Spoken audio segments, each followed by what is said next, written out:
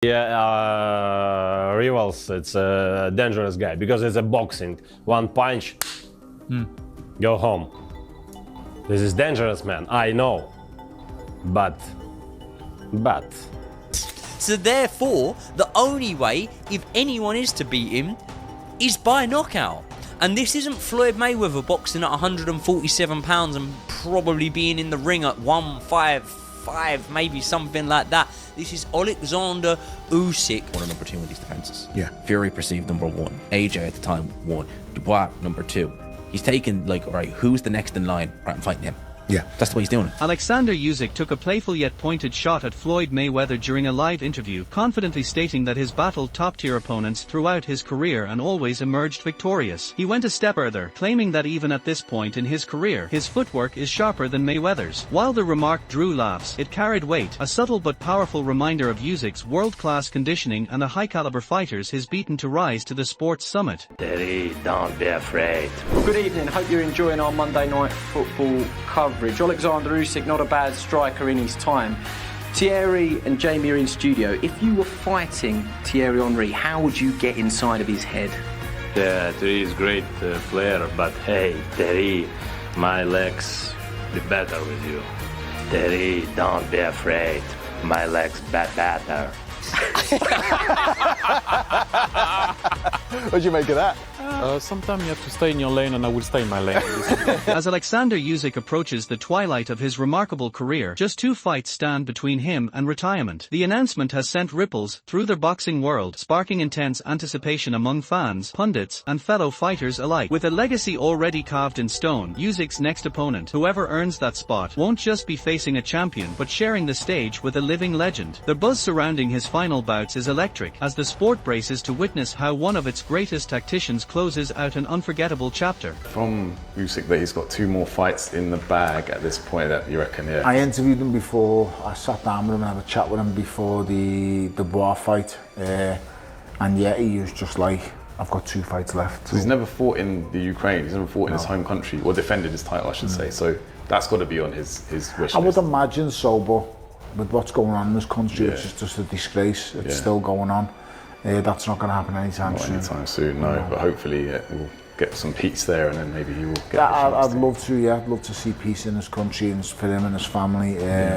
And that would be an amazing event. As Alexander Usyk approaches the final chapter of his legendary career, the list of potential opponents continues to grow, but the WBO has now provided clarity. The organization has officially ordered Usyk to defend his undisputed heavyweight crown against interim champion Joseph Parker. The bout has quickly gained traction, with both camps given 30 days to strike a deal before a purse bid is enforced. Parker's case is stronger than ever following impressive wins over Deontay Wilder and Martin Buchholz. His resurgence has earned praise from fans, analysts, and even boxing greats like Lennox Lewis. Promoter Frank Warren has thrown his support behind the matchup, calling it the ideal challenge for Usyk as he prepares to bow out of the sport. With high stakes and growing excitement, this fight is shaping up to be a fitting clash for a champion on his final run.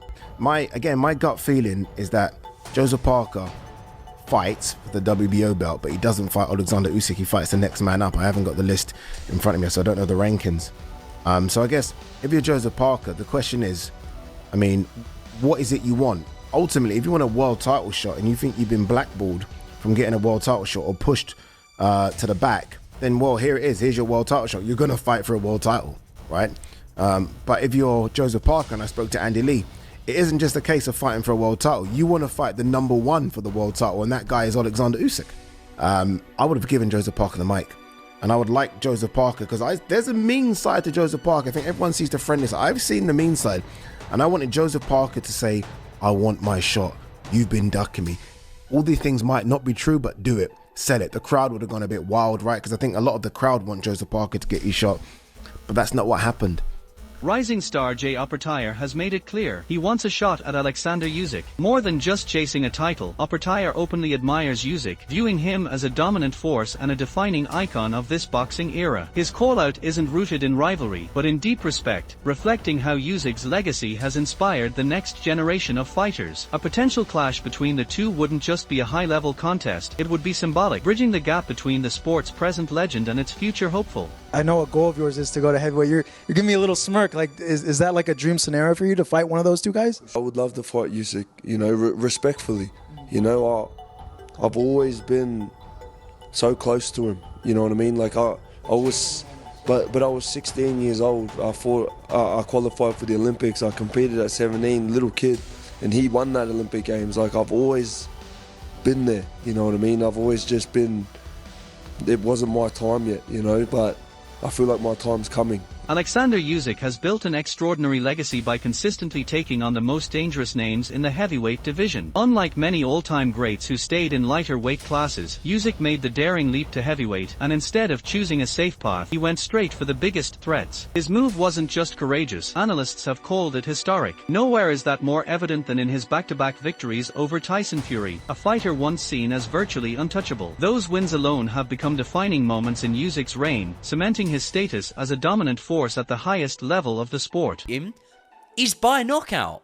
And this isn't Floyd Mayweather boxing at 147 pounds and probably being in the ring at 155, maybe something like that. This is Alexander Usyk, who is fighting big men, sometimes giving up 40-pound weight advantages. And unfortunately, that does mean that if Alexander Usyk goes on for 4, 5, 6 more fights, of course he is going to be defeated, in my opinion. But I would love that to not be the case. I would love it to not be the case. What I would love to be the case right now, as a boxing fan, is Alexander Usyk to walk off into the sunset. I think he's proven everything that he could possibly prove. And there's been debates, and especially I remember after the first few Joshua fights, there were debates over sort of Alexander Usyk's status compared to Evander Holyfield. What sets Alexander Usyk apart isn't just his flawless record, it's how he earned it. He never sidestepped danger, he ran toward it. Fight after fight, Usyk faced high-risk opponents in hostile environments, yet he thrived with brilliance, composure, and unmatched ring IQ. His masterful footwork, sharp timing, and ability to adapt mid-fight have allowed him to consistently outmaneuver and outthink bigger, stronger foes. Usyk has done more than collect titles. His redefined what greatness looks like in modern boxing. He's not just a champion, he's a symbol of fearlessness and technical mastery. In a sport where legacies are often measured by names on a resume, Usyk's legacy shines not just because of who he beat, but because of when he faced them and how he dismantled them. It's over sort of Alexander Usyk's status compared to Evander Holyfield.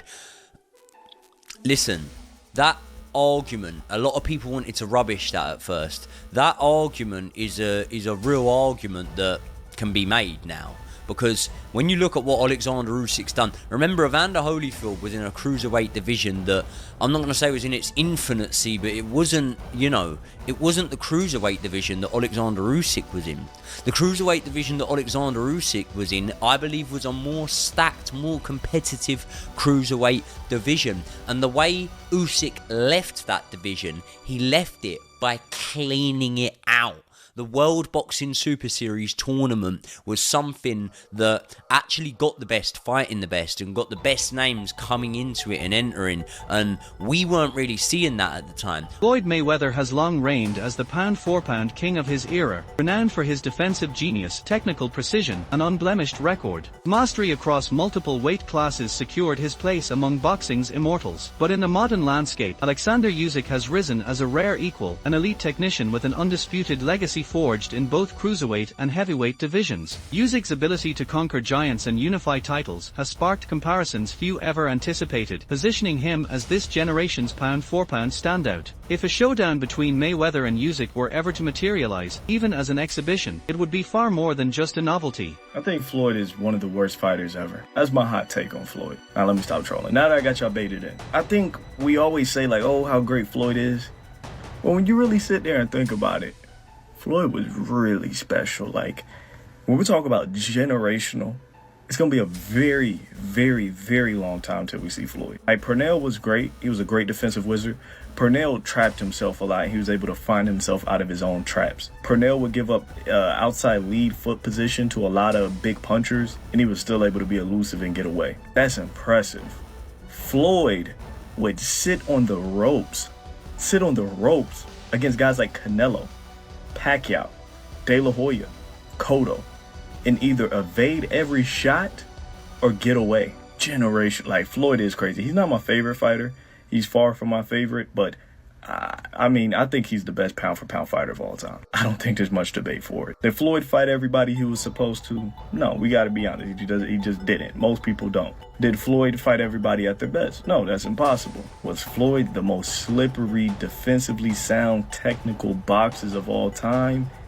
Hell yeah. Like I said, I'm not the hugest Floyd fan, but I just sit here watch him dominate my boy Canelo. You guys know Canelo, he's one of my favorite, but God, Floyd, different type of boxer, you know. We hated him when he was here. I kind of miss Floyd now.